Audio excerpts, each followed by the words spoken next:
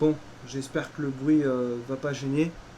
Oui, parce que si vous entendez ce bruit-là, c'est normal. C'est parce que c'est le bruit de ma climatisation. Je suis obligé de la mettre, de la laisser comme ça parce que sinon il fait une chaleur à crever dans ma piole. Donc je suis obligé de laisser la clim tourner. J'espère que ça va pas gêner le débrief qui va commencer maintenant.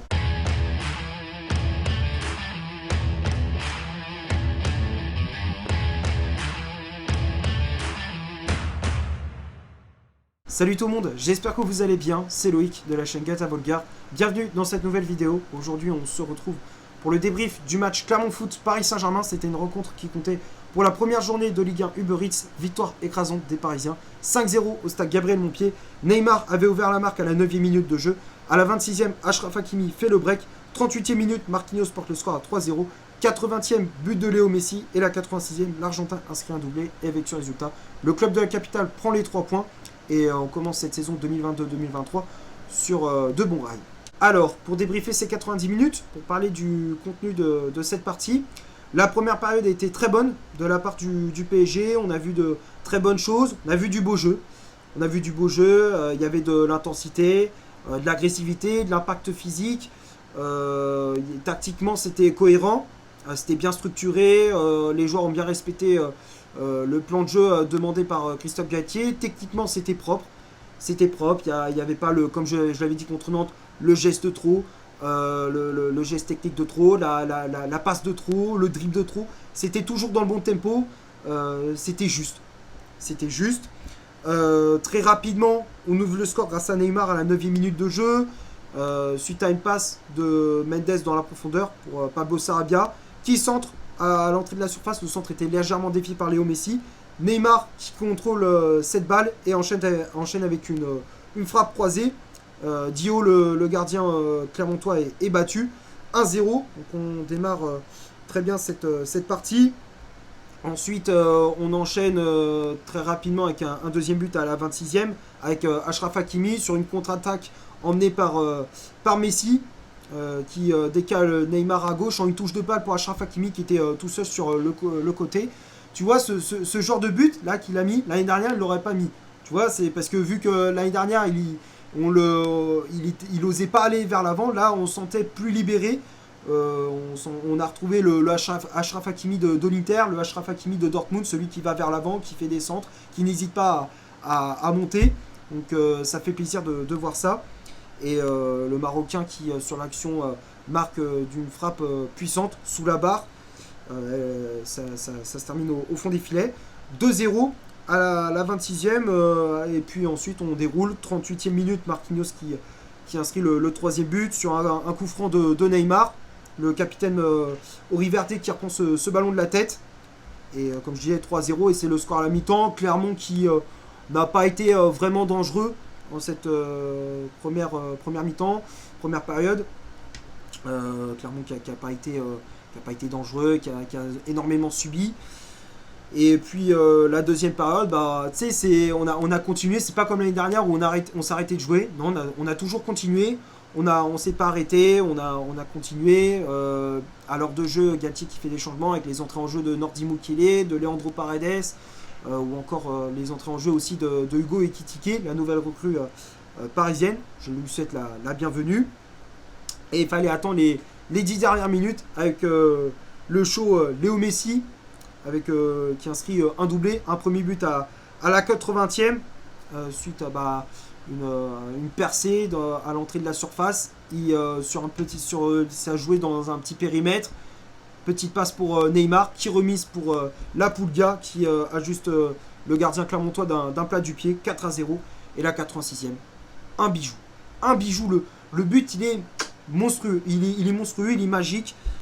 Petite passe de Leandro Paredes. Belle ouverture du milieu argentin pour Léo Messi qui contrôle ce ballon de la poitrine et enchaîne avec un retourné acrobatique.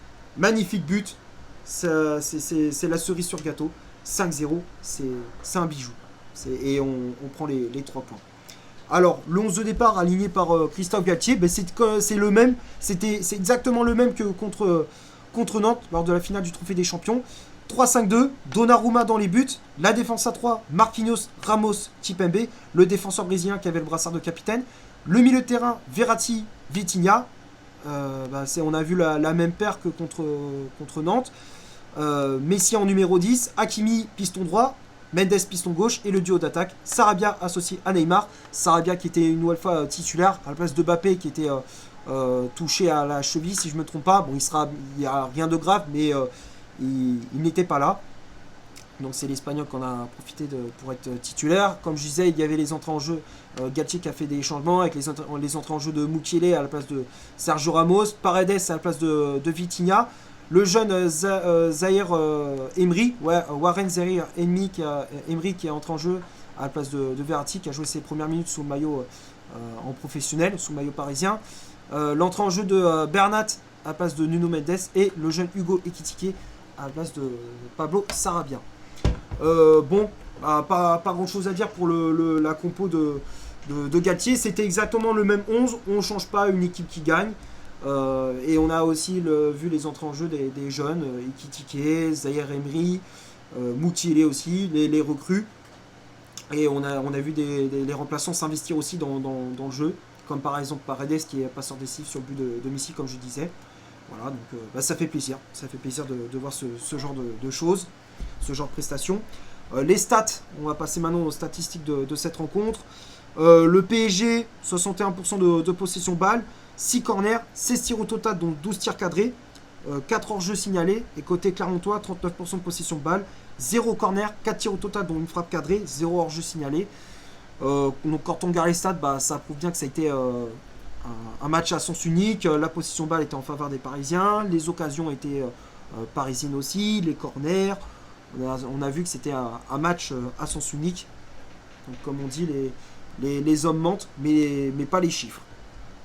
Et les tops et les flops, il n'y a pas grand chose à dire. Pour moi, tout le monde a fait un bon match. Tout le monde a fait une bonne prestation. Donnarumma qui a pas eu grand chose à faire, mais qui a fait quelques bons arrêts. Donnarumma qui a été rassurant, jeu au pied propre. Rien à dire pour le gardien de la squadra Azzurra.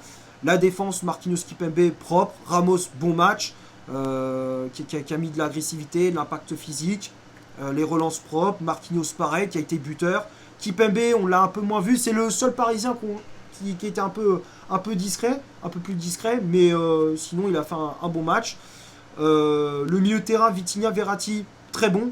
Rien à dire. Verratti qui a récupéré des ballons, qui distribue, dès qu'il a le ballon, il distribuait à droite, à gauche, pour Hakimi, pour Mendes, pour Neymar, dans l'axe aussi pour Messi. Vitinha pareil, qui a fait exactement la même chose, qui a récupéré des ballons, il s'est projeté pas mal de fois vers l'avant, même s'il a commis quelques fautes, mais dans l'ensemble c'est propre. Messi qui a réalisé un très bon match, qui a été passeur décisif, buteur à deux reprises. Bon match, masterclass, je dirais, ouais, si on peut dire masterclass de Messi. Les pistons Hakimi et Mendes, très bon match, offensivement très propre, les centres propres. Hakimi qui a été buteur, défensivement rien à dire, ils ont fait leur match, ils ont fait leur boulot. Et le duo d'attaque Sarabia Neymar, Neymar qui a été buteur puis passeur décisif à 3 reprises, très bon match aussi de Neymar, faut le dire. Quand Neymar fait pas un bon match, il faut le dire, et quand Neymar est bon, faut le dire aussi.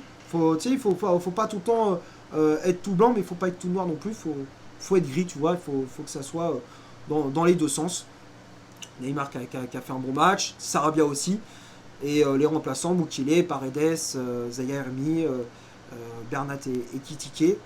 Les 5, je les mets dans le top aussi. Bonne entrée en jeu de Nordi Mukiele, Ekitike également qui avait joué ses premières minutes, même si on l'a pas trop vu, mais il a fait une bonne entrée en jeu, j'ai trouvé assez intéressant.